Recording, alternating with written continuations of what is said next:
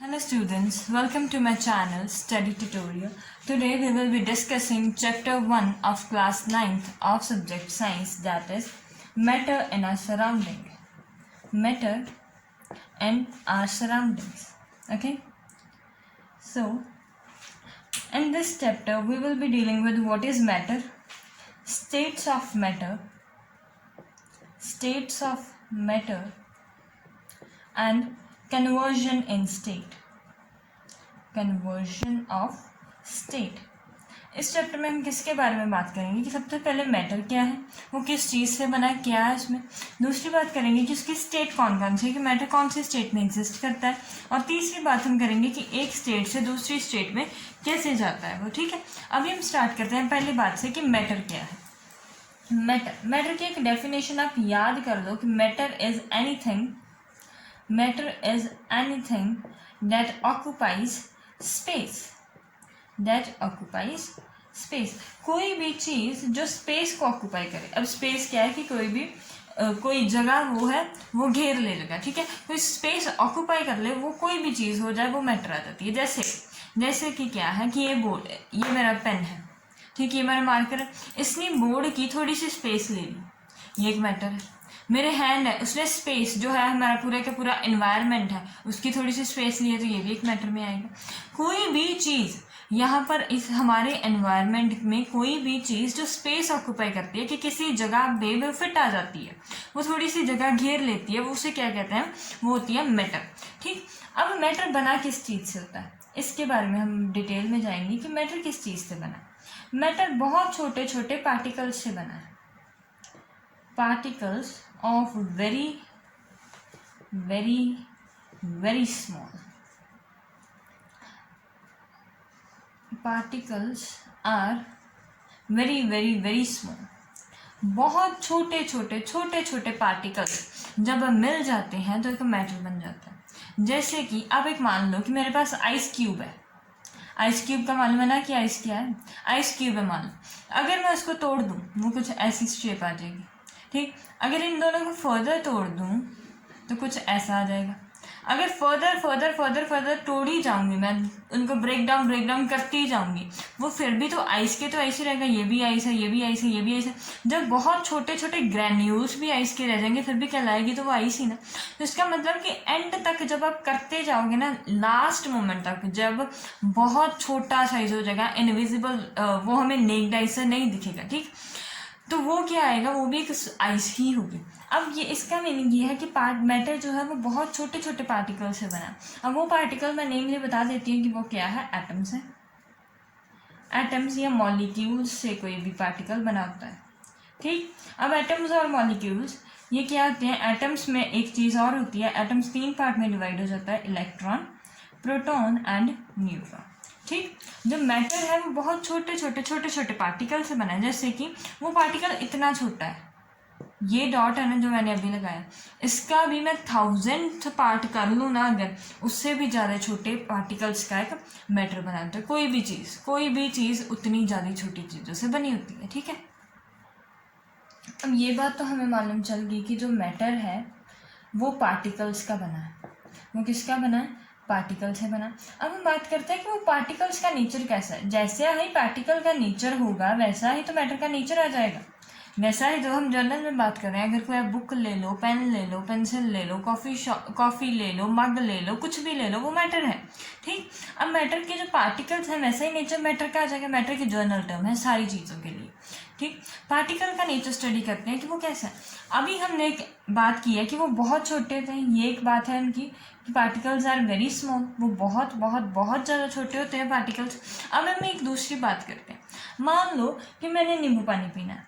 नींबू पानी बनाने के लिए मैंने ये एक बीकर लिया, ग्लास लिया।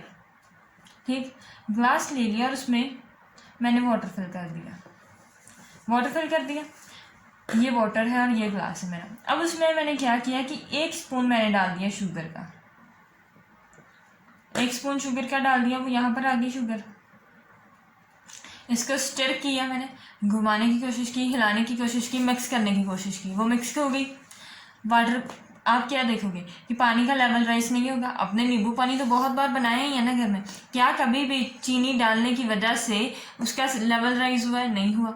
अब चीनी तो घुल गई, उसमें चीनी के पार्टिकल्स कोई आ गए होंगे, उसमें चीनी के पार्टिकल्स मान लो कि कुछ ऐसे हैं, ऐसे राउंड राउंड चीनी के पार्टिकल्स आ गए हैं।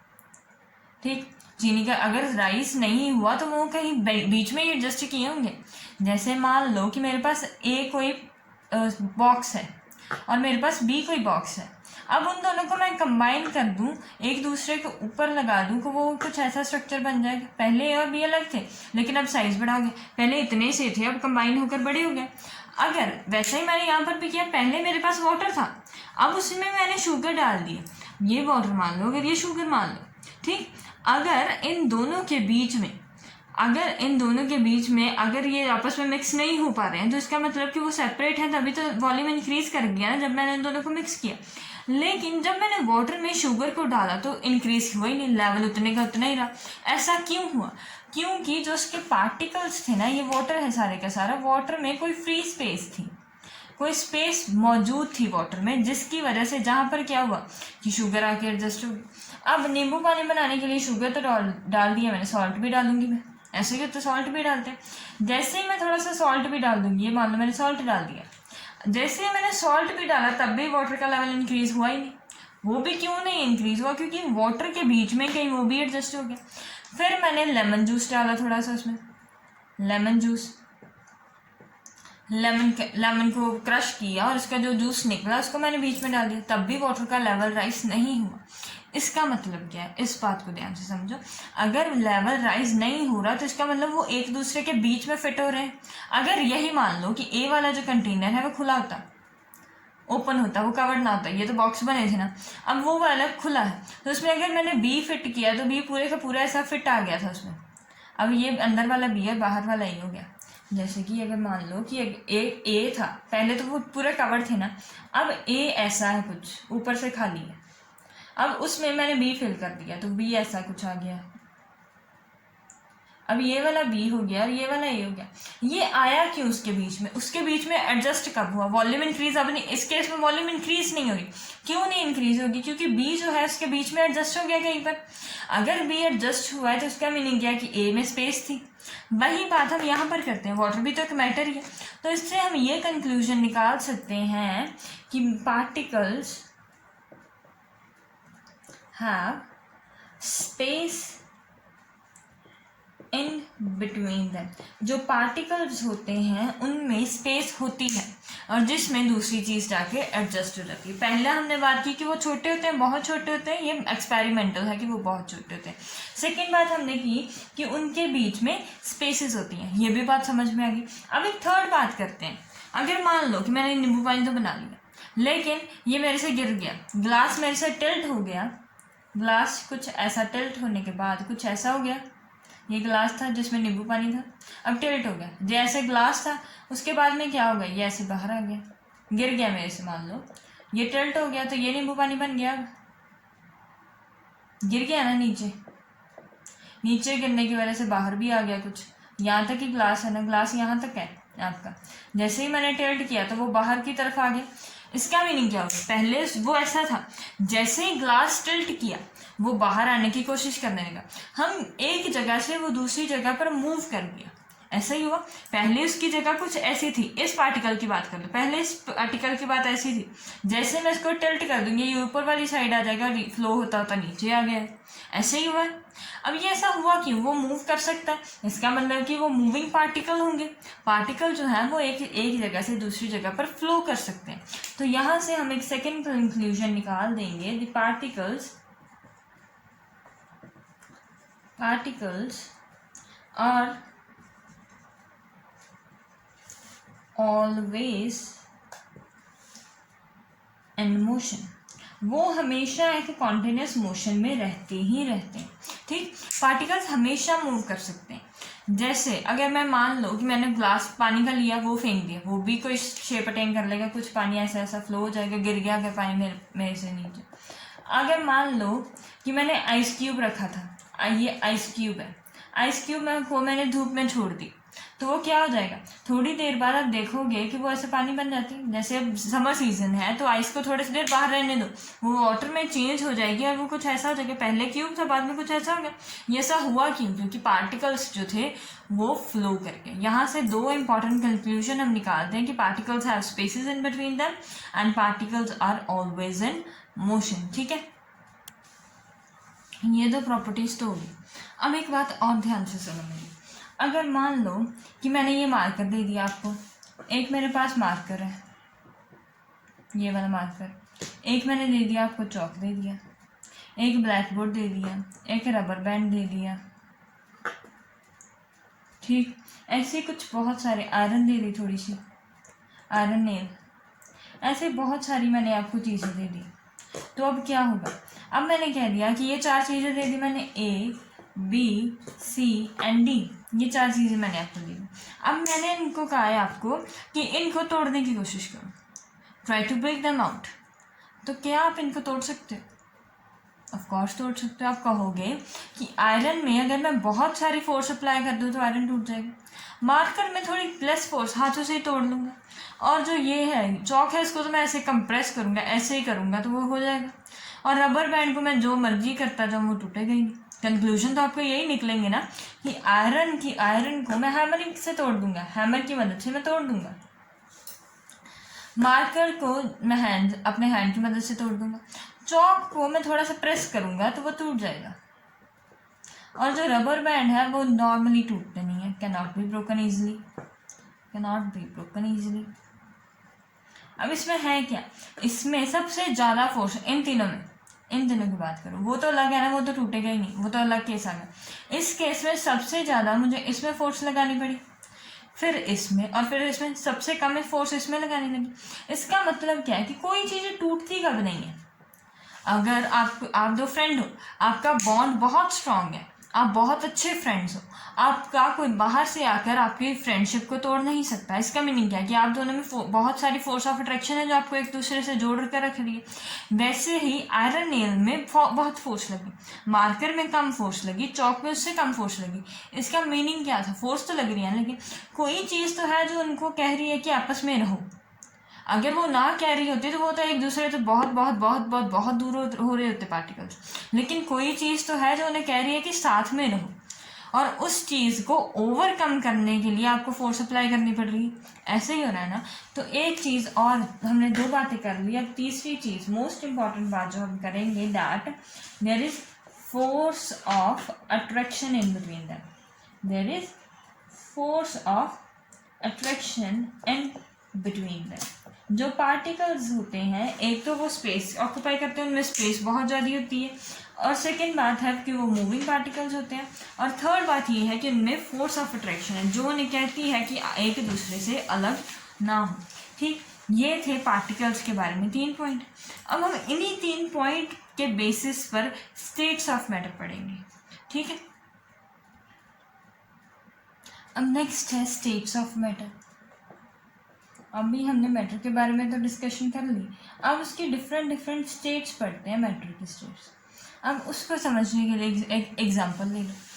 अब क्या करो कि थोड़ा सा वाटर ले लिया मैंने, ये वाटर है, ग्लास में वाटर ले लो, ये वाटर ले लिया मैंने, ये वाटर है। अगर मैं इसको बॉयल करना स्टार्ट करती हूँ, बॉयल करना स्टार्ट करती हूँ, हीट करना स्टार्ट करती हूँ, तो थोड़ी देर बाद क्या होगा, इसकी स्टीम बन जाएगी। ये वाटर है, अगर मैं हीट कर रही हूँ, यहाँ से हीट प्रोवाइड कर रही हूँ, तो बाद में क्या होगा कि यहाँ से कुछ वेपर्स निकलने शुरू हो जाएंगे बीकर में से। ठीक, लेकिन अगर मैं इसी को फ्रीज़र में रख देती हूँ, इसको फ्रीज करने की कोशिश करती हूँ, तो ये क्या बन जाएगा, आइस बन जाएगी। ये तो एक डेली एग्जाम्पल थी ना जो होता है हमारे पास। पहले एक ऐसी स्टेट में है, बाद में मैंने बॉयल कर दिया तो ऐसी स्टेट में गया, फ्रीज कर दिया तो ऐसी स्टेट में गया। अब ये देखो कि एक स्टेट ये है, एक स्टेट ये है, एक स्टेट ये है, तीनों अलग अलग हैं।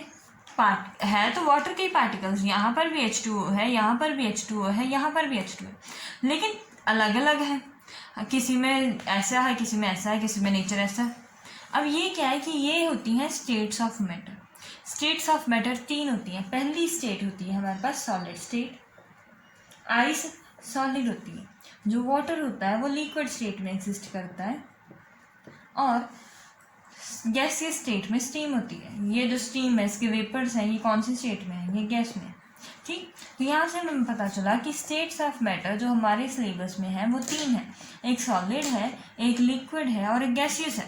ठीक, सॉलिड की एग्जांपल ले लो। जैसे अभी हमने डिस्कस किया कि जो आइस होती है वो एक सॉलिड है, ये मार्कर एक सॉलिड है, ये जो मैं बोर्ड यूज़ कर रही हूँ ये एक सॉलिड है, जो अगर मान लो कि मेरी रिंग है वो सॉलिड है। सिंपल एग्जांपल ले रहे हैं। अगर वुड मान लो, वुड भी सॉलिड है। आयरन नेल मान लो, वो भी सॉलिड है। ऐसे बहुत सारे एग्जांपल्स हैं सॉलिड के जो सॉलिड होते हैं। ठीक, बहुत बहुत बहुत सारे एग्जांपल्स हैं सॉलिड के। लिक्विड के कुछ एग्जांपल ले लो। जैसे लिक्विड में ले लिया आपने वाटर, एक लिक्विड है। बेंजीन, इथेनॉल, प्रोपेनॉल, ऐसे बहुत सारे लिक्विड है। केरोसिन, ऐसे बहुत सारे हैं जो लिक्विड है। अब गैसेस की बात करो। गैस, ऑक्सीजन गैस है, हाइड्रोजन गैस है, नाइट्रोजन गैस है, क्लोरीन गैस है, एयर है वो भी गैस है। ठीक, ऐसे बहुत सारे एग्जांपल गैस की हैं, लिक्विड की हैं और सॉलिड की हैं। अब एक एक कर हम इनको बारे में और अच्छी तरीके से जान लेते हैं। अब बात करते हैं सॉलिड्स की। पहले बात करेंगे सॉलिड स्टेट के बारे में। सॉलिड स्टेट देखो कि अब वो कैसे है। सॉलिड स्टेट की एग्जांपल कोई भी ले लो, मानकर चलो कि वो आइस है, या आयरन नेल मानकर चलो, बेटर एग्जांपल आयरन नेल मान लो। इसकी एग्जांपल ये ले लो, आयरन नेल ले लो, और यहाँ से हम इसके पॉइंट्स ट्राई करते हैं कि इसके पॉइंट्स क्या आएंगे। आयरन नेल को बहुत ज़्यादा फोर्स लगेगी तब वो टूटेगा, यही होगा। इसका मीनिंग कि वो टूट नहीं सकता, इसका मतलब फोर्स ऑफ अट्रैक्शन बहुत ज़्यादा है इसमें है फोर्स ऑफ अट्रैक्शन। ऐसे लिखो, force of attraction is maximum, बहुत ज़्यादा है। ये बात समझ में आ गई कि फोर्स एफ ए है, फोर्स ऑफ अट्रैक्शन बहुत ज़्यादा है।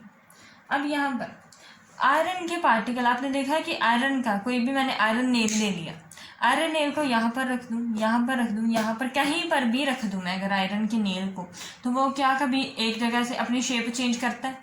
कभी शेप चेंज करता ही नहीं। इसका मीनिंग क्या? अभी मैंने पिछले एग्जाम्पल हमने क्या ली थी, नींबू पानी लिया था, वाटर लिया था और उसको टिल्ट कर दिया था, वो सारा गिर गया था नीचे और उससे शेप चेंज हो गई थी ना शेप।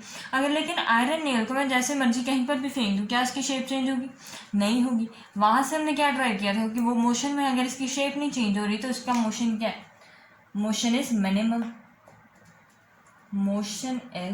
मिनिमम। इनके पास जो मोशन होता है, इनका कंटिन्यूस ब्राउनियन जो मोशन है इनका, वो सबसे कम है। अब यहीं से हम थर्ड बात करते हैं कि जो आयरन नेल है वो ऐसा ही है ना, वो कुछ ऐसा है, इसकी शेप जो है वो फिक्स्ड है, ऐसा होता है ना आयरन नेल। इसकी जो शेप है वो फिक्स्ड है, तो हम यहाँ से कह सकते हैं कि सॉलिड की जो शेप होती है वो फिक्स्ड होती है। अगर उसकी शेप फिक्स्ड है तो उसकी वॉल्यूम फिक्स्ड है कि उसमें इतनी ही वॉल्यूम आएगी। ये shape fixed, volume fixed and are rigid. उनको तोड़ पाना बहुत मुश्किल होता है। जिस चीज़ को तोड़ना मुश्किल होता है उसको हम कहते हैं कि रिजिड है वो अपनी शेप आसानी से चेंज नहीं करती है। ठीक है, ये बात समझ में आ गई। अब ये तो था कि जो सॉलिड्स थे। अब यहीं से हम ऐसे ही इसका कंपैरेटिव में डिस्कस करते हैं, पैरेलली हम डिस्कस करेंगे लिक्विड स्टेट। अब लिक्विड स्टेट में क्या है? लिक्विड्स फ्लो करते हैं, लिक्विड की एग्जांपल वाटर ले लो, और हम थर्ड भी डिस्कस करते हैं इसके साथ ही गैसीय स्टेट। ठीक, अब इसकी एग्जांपल वाटर ले लो। अब इसमें क्या है, पार्टिकल्स मूव कर सकते हैं ना, थोड़े से तो पार्टिकल मूव कर ही जाते हैं ना, ज़्यादा बहुत दूर अलग अलग बहुत ज़्यादा दूर नहीं जाते, लेकिन पार्टिकल्स मूव तो कर ही लेते हैं ना। जैसे जूस ले लो, गिरा दिया वो थोड़े से डिस्टेंस पर जाएगा। जैसे ग्लास लिया था हमने, वाटर था पहले, ऐसे वाटर था, उसको जब मैंने पोर किया था तो कुछ इतने तक डिस्टेंस तक वो गया था ना, बहुत ज़्यादा। ये तो नहीं होगा कि कोई पार्टिकल, एक पार्टिकल किसी कोने में, दूसरा पार्टिकल किसी कोने में, तीसरा पार्टिकल किसी कोने में, मतलब अब भी कोई फोर्स तो है उसमें जिसने उसको ऐसी शेप में आने के बाद रोक लिया है कि इससे आगे मत जाओ, यहाँ तक रुक जाओ। इसका मीनिंग कि इसमें फोर्स ऑफ अट्रैक्शन है। फोर्स ऑफ अट्रैक्शन यहाँ पर अगर इतनी है, 3 है, मान लो 3 है इसमें, तो इसमें थोड़ी सी कम है इससे, लेकिन है। Force of attraction is less than solid state. ये ठीक है, ये बात समझ में आ गई। अब सेकेंड बात करते हैं उसकी मोशन की। मोशन की बात करते हैं। मोशन में क्या, देखो उसको मैंने पोल किया, वो हिला तो सही, इसका मीनिंग कि वो मोशन में है। मोशन है, अगर इसमें सिर्फ एक मोशन है, क्योंकि ये मिनिमम है ना, बहुत कम। इसमें अगर मोशन की बात करें तो इसमें मोशन है, कोई मोशन थोड़ा बहुत है इसमें मोशन, ठीक। अब इनकी शेप फिक्स्ड नहीं होती, नॉट फिक्स्ड शेप। जिस भी आप कंटेनर में रखोगे उसकी शेप अटेन कर लेंगे। और इनकी वॉल्यूम भी फिक्स नहीं होती, वॉल्यूम नॉट फिक्स्ड। और ये इतने रिजिड नहीं होते, नॉट रिजिड। इनको आप तोड़ भी नहीं सकते, जोड़ भी नहीं सकते। इसका रिजिडिटी से के साथ इसका कोई लेन देन नहीं है। इसमें एक टर्म आती है डेंसिटी। लिक्विड्स की क्या होती है, डेंसिटी होती है। लिक्विड की डेंसिटी का फॉर्मूला क्या होता है, मास बाय वॉल्यूम। लिक्विड्स में रिजिडिटी का कोई कॉन्सेप्ट नहीं होता। रिजिडिटी हमने क्या बताया था कि तो तोड़ सकते हैं, क्या आप पानी को भी तोड़ सकते हो, तो इसमें रिजिडिटी का कोई कॉन्सेप्ट नहीं होता है। इसमें होता है डेंसिटी का कॉन्सेप्ट, कि यहाँ पर इनके पास डेंसिटी होती है जो सॉलिड स्टेट से कम होती है। अब हम इसके पैरेलली गैस की बात करते हैं। गैस है एयर, जो एयर है वो भी एक गैस है, जो एनवायरनमेंट में नॉर्मली गैस आ रही है, जो ऑक्सीजन मान लो, हाइड्रोजन मान लो। कभी आपने बैलून्स देखे हैं जिसमें हाइड्रोजन फिल्ड हो, गैस वाले बैलून्स देखे हैं आपने नॉर्मली, वो उसमें क्या फिल्ड होती है, हाइड्रोजन या हीलियम गैस में फिल्ड होती है। उस स्टेट की बात करते हैं। अब इनके पार्टिकल्स बहुत दूर दूर होते हैं। इनके पार्टिकल्स क्या होते हैं, बहुत ज़्यादा दूर दूर होते हैं। तो इनमें अगर पार्टिकल्स दूर दूर है, इनके पास बॉन्डिंग है ही, इनकी आपस में कोई अट्रैक्शन है ही नहीं, तो इसकी अट्रैक्शन क्या होती है, फोर्स ऑफ अट्रैक्शन क्या है इसमें, सबसे कम। अगर 3 है इसमें 2 है, तो इसमें सिर्फ 1 होगी फोर्स ऑफ अट्रैक्शन। इसमें है बिल्कुल निगलेजिबल है, जहाँ आप ऐसा कह दो, या 1 मान लो या बिल्कुल निगलेजिबल मान लो, ऑलमोस्ट अप्रॉक्सीमेटली इक्वल टू 0। अब इनका मोशन बहुत ज़्यादा होता है। ये कुछ बातें याद रखने वाली हैं, आप इनको याद कर लो, आसानी से रहेगा। ये फ्लो नहीं कर सकते, ये कुछ हद तक फ्लो कर सकती हैं, और ये बहुत दूर तक फ्लो कर सकती हैं। वो कैसे, वो ऐसे कि आपने पहले एसेंस स्टिक रखी थी, आपने कोई भी एसेंस स्टिक या कोई परफ्यूम ले लो। परफ्यूम को पहले बंद था परफ्यूम, उसकी स्मेल नहीं आ रही थी, कोई भी स्मेल हमें आ ही नहीं रही थी। लेकिन अगर आप अपने रूम में एक कॉर्नर में परफ्यूम को स्प्रे कर दो, सारे रूम में से परफ्यूम की स्मेल आएगी। ऐसा क्यों हुआ, ऐसा इसलिए हुआ क्योंकि पार्टिकल, जब भी आपने उसको प्रेस किया था, ये मान लो कि ये आपका रूम है, आपने इस कॉर्नर पर स्प्रे किया, वो सारे के सारे कॉर्नर में आ रही है, तभी आएंगे जब इसके पार्टिकल्स वहाँ तक जाएंगे। क्योंकि परफ्यूम की स्मेल कब आ रही थी, जब परफ्यूम के पार्टिकल्स वहाँ पर थे। अब सारे कमरे में से, सारे रूम में से इसकी परफ्यूम की स्मेल आ रही है, तो इसका मतलब सारे रूम में पार्टिकल स्प्रेड हो गए। रूम हमारा कितना बड़ा होता है, और स्प्रे तो हमने इतनी छोटी सी की थी स्प्रे, और रूम हमारा इतना बड़ा होता है, वहाँ तक सारे के सारे पार्टिकल्स बिखर गए। इसका मतलब कि मोशन बहुत ज़्यादा, इसी वजह से पार्टिकल्स गए एक दूसरे से दूर। और इनकी थर्ड बात यह है कि इनकी भी नॉट फिक्स्ड शेप, इनकी भी शेप फिक्स्ड नहीं होती, और इनकी वॉल्यूम भी not fixed, volume not fixed. और इनकी डेंसिटी और रिजिडिटी के बारे में कोई बात नहीं होती है, ठीक। इनकी ना डेंसिटी होती है और ना ही रिजिडिटी होती है। ये बात समझ में आ गई। सॉलिड स्टेट क्या है कि उसमें फोर्स ऑफ अट्रैक्शन मैक्सिमम है, मोशन मिनिमम है, इनकी शेप फिक्स्ड होती है, वॉल्यूम फिक्स्ड होती है, और ये रिजिड होते हैं। लिक्विड स्टेट में फोर्स ऑफ अट्रैक्शन होती है, मोशन भी होता है, लेकिन इससे कम ज़्यादा और दूसरे से कंपैरेटिवली कम ज़्यादा होता है, ठीक है। लिक्विड स्टेट बीच में आती है, इनकी शेप फिक्स्ड नहीं होती। अगर आप उतना ही पानी ग्लास में लोगे वो ग्लास की शेप ले लेगा, अगर आप बाउल में लोगे वो बाउल की शेप ले लेगा। अब वॉल्यूम इनकी फिक्स नहीं होती, जैसा कंटेनर होगा वैसी ही इनकी वॉल्यूम आ जाएगी, ठीक। इनकी टर्म रिजिडिटी नहीं आती, इनमें डेंसिटी आती है, और जो गैसियस स्टेट है इसमें ये सारी बातें आती हैं, ठीक है। So this is all about today's topic, कि हमने मैटर के बारे में पढ़ा और उसकी स्टेट्स के बारे में हमने थोड़ी सी नॉलेज ले ली। Next video will be about the conversion of state. Till then, good bye, enjoy your studies, like and subscribe my channel.